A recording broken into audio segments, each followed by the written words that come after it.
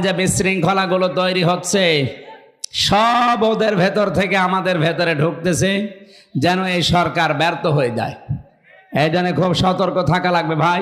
যদি কোনো জায়গায় কোনো ডাকাত, চোর, ছিনতাইকারী, চাঁদাবাজ ধরতে পারেন, জায়গায় মেরে ফেলবেন, কোনো বিচার নেই। এরকমই হওয়া দরকার।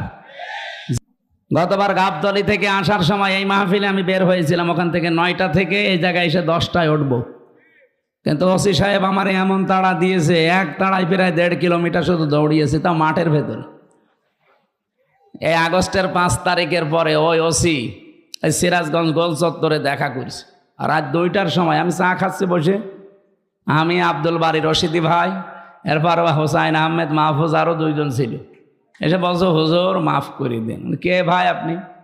আমি ওই সেই গাবতলী থানার ওসি। আরে শয়তান, এইদিকে আয়, তোরাই তো খুঁজছি, কোথায় ছিলি?